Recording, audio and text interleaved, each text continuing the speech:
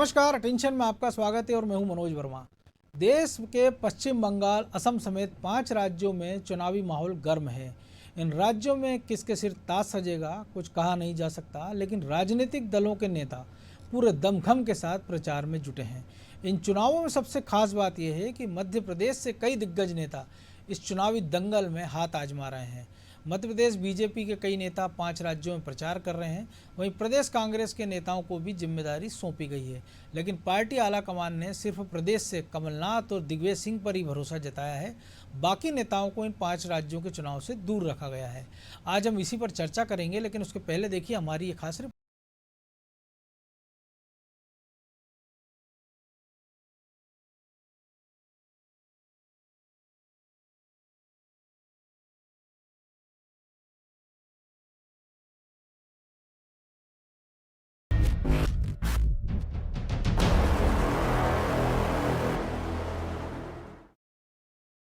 पश्चिम बंगाल और असम समेत 5 राज्यों के विधानसभा चुनाव में महज कुछ ही दिन का वक्त बचा है और ऐसे में इन राज्यों में सियासी शोर चरम पर है।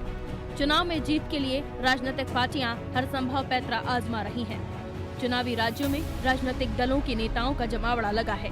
बड़े बड़े दिग्गज नेता चुनावी अभियान में वोट मांगने पहुँच रहे हैं। मध्य प्रदेश के कई दिग्गज नेताओं को भी इन राज्यों में प्रचार की जिम्मेदारी सौंपी गई है। सबसे ज्यादा बीजेपी ने प्रदेश के नेताओं को दूसरे राज्यों में चुनाव प्रचार के लिए भेजा है। वहीं कांग्रेस ने भी कुछ नेताओं को प्रचार के लिए अन्य राज्यों में भेजा है। पहले बीजेपी की बात करें तो बीजेपी ने 4 मंत्रियों समेत 120 नेताओं को प्रचार करने के लिए पश्चिम बंगाल रवाना किया है। 4 मंत्रियों को 3 से 4 जिलों की जिम्मेदारी सौंपी गई है। प्रदेश के मुख्यमंत्री शिवराज सिंह चौहान बंगाल और असम में कई सभाओं को संबोधित कर चुके हैं। केंद्रीय कृषि मंत्री नरेंद्र सिंह तोमर को असम की जिम्मेदारी सौंपी गई है।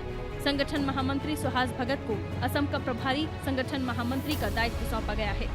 बीजेपी नेताओं का कहना है कि पार्टी का प्रदेश संगठन आदर्श संगठन है, इसलिए प्रदेश के नेताओं को ज्यादा जिम्मेदारी सौंपी गई है। 5 राज्यों में हो रहे प्रचार अभियान में बीजेपी आगे नजर आ रही है। प्रदेश के नेताओं पर इन चुनाव के दौरान भरोसा जताया गया है। वहीं कांग्रेस की बात करें तो कांग्रेस में कमलनाथ और दिग्विजय सिंह के अलावा किसी भी नेता के पास फिलहाल कोई जिम्मेदारी नहीं है, जिसको लेकर मंत्री विश्वास सारंग ने तंज कसा है। देखिए, कांग्रेस तो वैसे ही डूब चुकी है। आप मध्य प्रदेश के नेताओं की कहाँ बात कर रहे हो? ये पप्पू गांधी कहाँ पाए जा रहे हैं? आपको दिख रहा है कहीं? दंड फैल रहे हैं और जितने जितने पुशअप पप्पू गांधी लगा रहे हैं, उतनी ही कांग्रेस की दशा और कमजोर होती जा रही है। जितनी जितनी वो एक्सरसाइज कर रहे हैं, उतना कांग्रेस कमजोर हो रही है। तो कांग्रेस डूबती हुई नैया है। मध्य प्रदेश का हो या देश का कोई भी नेता कहीं भी जाए, इससे बहुत फर्क नहीं पड़ता। और वैसे भी चाहे असम हो, चाहे बंगाल हो, चाहे तमिलनाडु हो या केरल हो, हर जगह भाजपा की सरकार बनने की स्थिति बन। पूर्व मुख्यमंत्री और पार्टी के प्रदेश अध्यक्ष कमलनाथ को पहले बंगाल की जिम्मेदारी सौंपी गई थी, लेकिन अचानक से उनका नाम स्टार प्रचारकों की सूची से हटा दिया गया। अब उन्हें असम भेजा जा रहा है। वहीं दिग्विजय सिंह को तमिलनाडु और पुडुचेरी की जिम्मेदारी सौंपी गई है। बाकी नेताओं को फिलहाल प्रचार अभियान से दूर रखा गया है।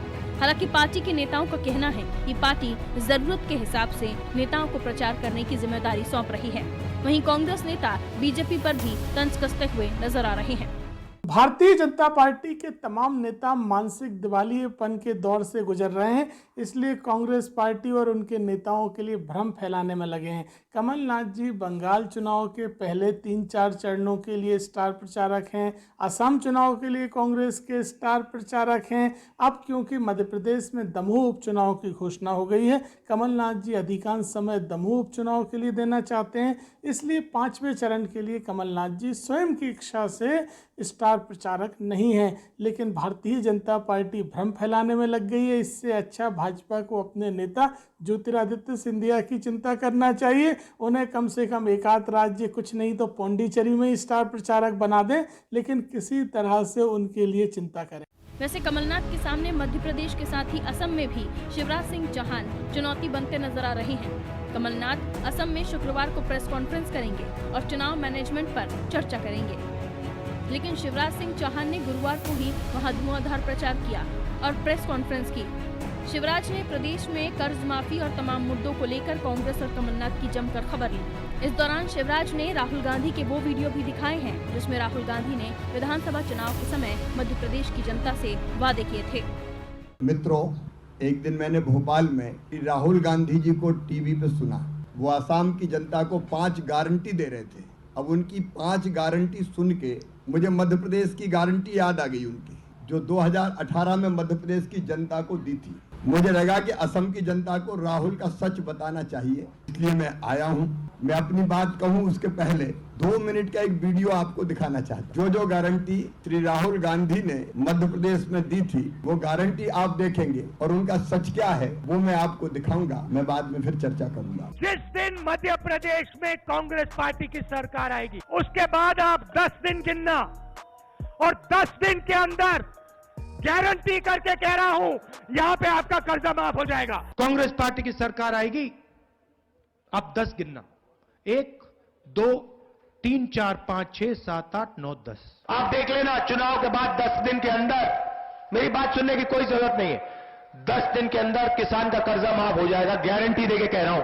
अगर कांग्रेस पार्टी का चीफ मिनिस्टर 10-15 दिन के अंदर नहीं करेगा तो दूसरा चीफ मिनिस्टर करेगा। इन आरोप प्रत्यारोप के बीच अब 5 राज्यों के रिजल्ट बताएंगे कि कौन पास हुआ और कौन फेल, लेकिन फिलहाल खेल दिलचस्प नजर आ रहा है। ब्यूरो रिपोर्ट, अनादि टीवी।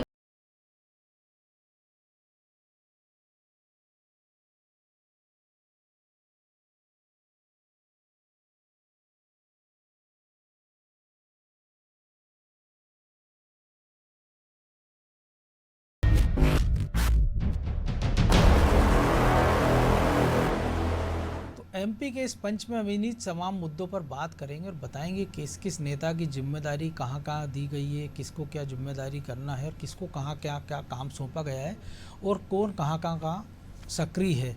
इन सब पर बात करेंगे। हमारे साथ चर्चा के लिए जुड़े हुए हैं अनादि टीवी के एडिटर इन चीफ प्रकाश भटनागर और एसोसिएट एडिटर प्रभु पटेरिया।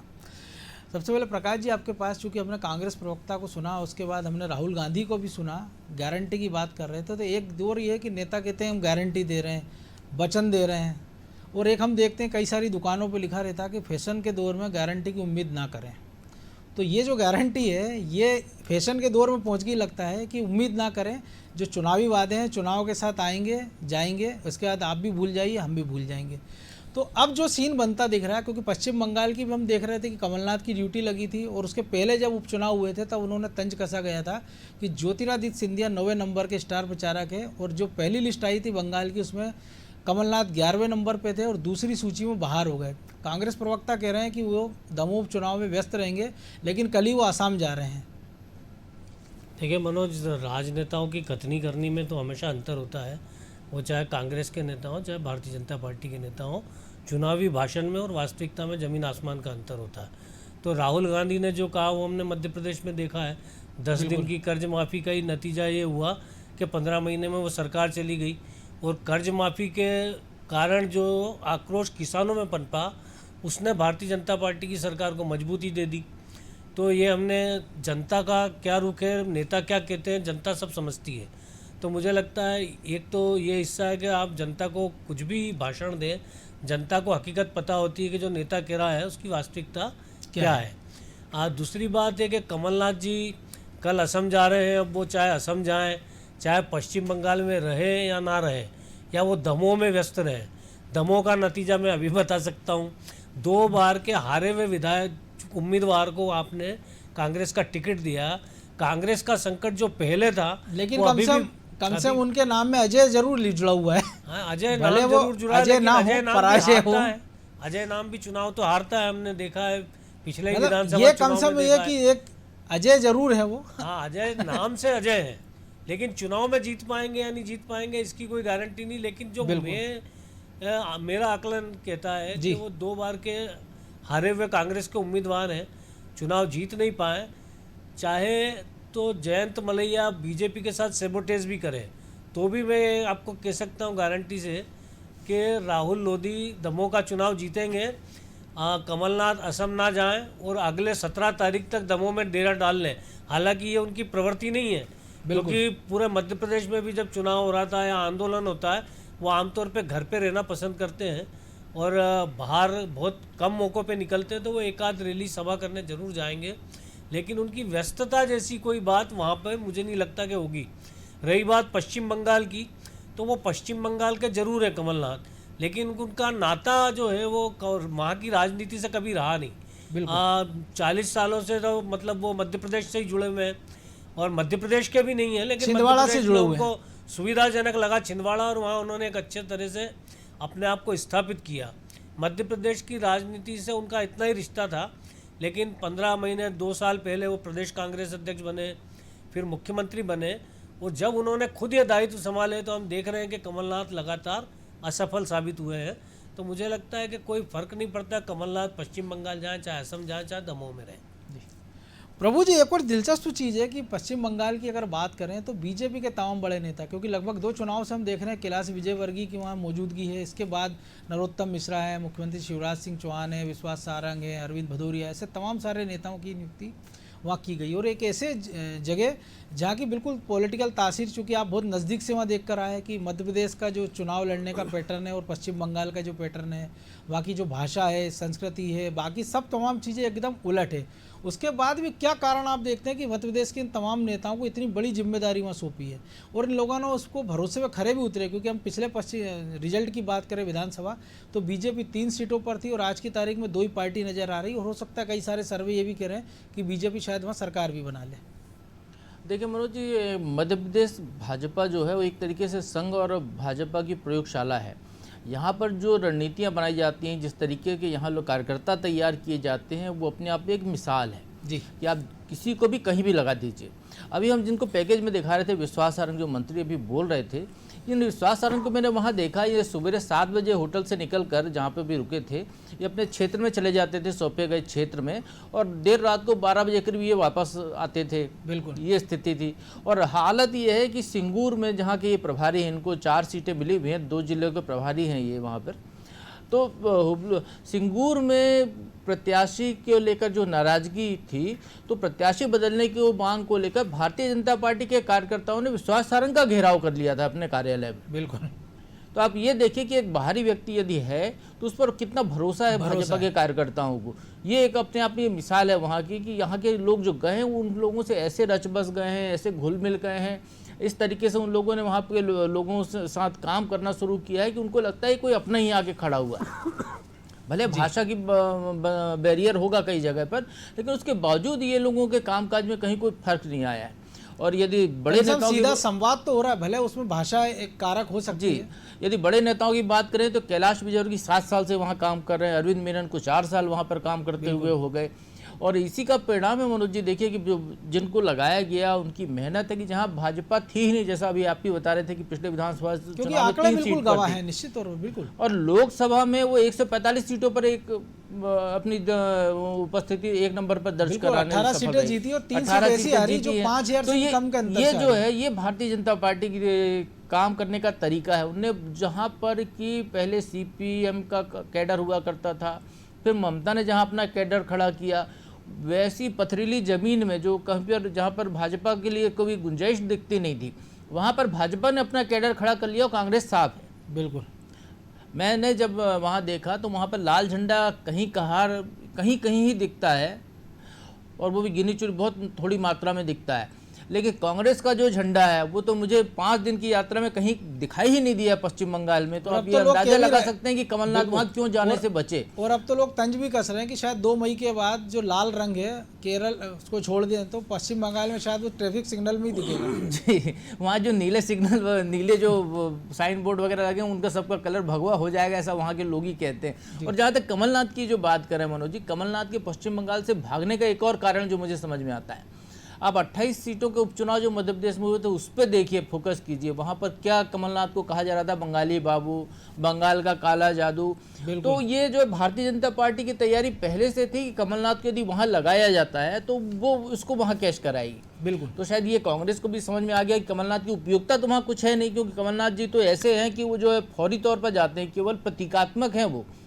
जैसे गणेश जी को बैठाया जाता है उस तरीके के हैं। मैंने उनको देखा कई सालों से, वो जब आते हैं हेलीकॉप्टर उनका जो इंदिरा गांधी की तरह 2 राउंड लगाता है ऊपर, उसके बाद वो हेलीपैड पर उतरता है, कमलनाथ जी मंच पर आते हैं, कमलनाथ जी भाषण देते हैं, कमलनाथ जी भाषण देने के बाद वापस हेलीकॉप्टर में बैठते हैं, हेलीकॉप्टर फिर 2 राउंड लगाता है, उसके बाद वो उड़ जाते हैं ऊपर से हाथ हिला के। तो गणपति जी भी 2 तरीके को है ना प्रभु जी, एक 10 दिन के लिए वो जिनको बिठाते हैं, प्रत्याशी से भी बात नहीं करते मनोज जी, ये मेरी आंखों देखा है। जो कैंडिडेट है उनका, मैं वही कह रहा हूं, उससे भी बात नहीं करते, तो आप उस व्यक्ति की उपयोगिता का अंदाजा लगा लीजिए वो क्या होगी। वो वही कह रहा हूँ कि गणपति भी 2 तरह के होते हैं, एक 10 दिन के लिए बिठाते हैं जिनकी पूजा करते हैं, और एक सुपारी के गणेश जी होते हैं कि निमित्त के लिए जिनको बिठाते हैं और उसी दिन उनका विसर्जन कर दिया जाता है। सलमान खान जैसे बैठाते हैं आधे दिन के। जी प्रकाश जी, जो बात करी प्रभु जी ने कि बात करें पश्चिम बंगाल की, लेकिन वहाँ पे गांधी परिवार तो खैर कोई जा नहीं रहा है। अगर असम की हम बात करें तो नरेंद्र सिंह तोमर प्रभारी, और ऐसे बीच में जब किसान आंदोलन 100 दिन से ज़्यादा हुआ है, राकेश टिकैत पूरे देश में घूम रहे हैं, पश्चिम बंगाल भी घूम रहे हैं, आसाम भी घूम रहे हैं, वहीं पे शिवराज सिंह चौहान जाते हैं और निशाने पे कमलनाथ सरकार है।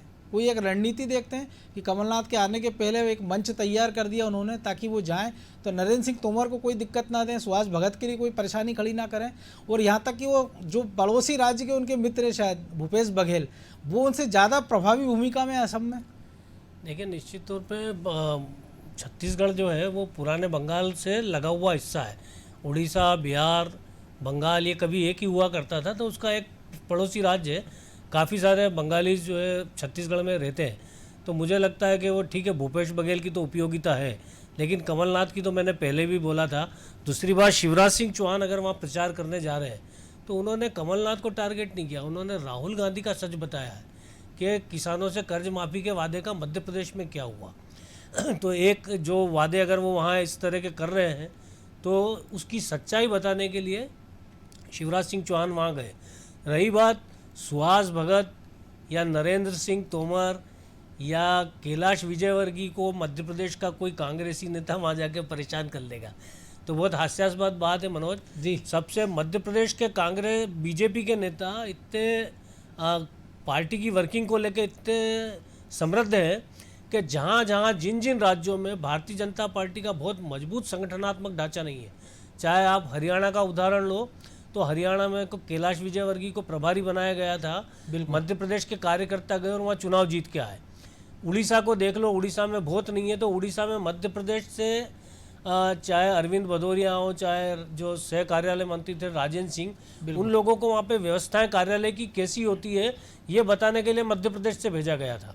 इसी तरह हम देख रहे हैं कि 7 सालों से कैलाश विजयवर्गीय पश्चिम बंगाल में है और वहाँ उन्होंने भारतीय जनता पार्टी को काफ़ी हद तक कहना चाहिए कि स्थापित कर दिया। कांग्रेस और कम्युनिस्ट दोनों आज वहाँ पे हाशिए पे हैं, तो मुख्य लड़ाई वहाँ पर टीएमसी और बीजेपी की है।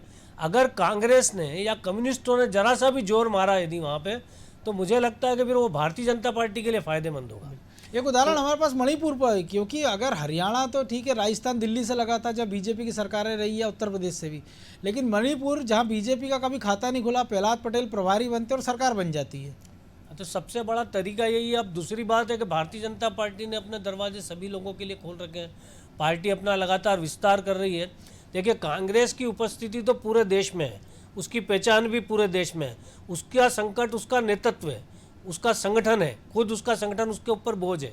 लेकिन भारतीय जनता पार्टी तो अभी अपना विस्तार करने की प्रक्रिया से गुजर रही है। बिल्कुल, कई सारे तो राज्य अब बचे वो हुए हैं। सबके लिए अपना रास्ता खोल रही है, हर दल के लोगों को शामिल कर रही, तो उसके अंदर ये मादा है कि बाहर से लाए लोगों को भी वो अपने आप में समाहित कर ले। हम मध्य प्रदेश के विंध्य क्षेत्र का उदाहरण देख लें, तमाम जो सोशलिस्ट थे या कम्युनिस्ट थे वो आज भारतीय जनता पार्टी में मजे में है।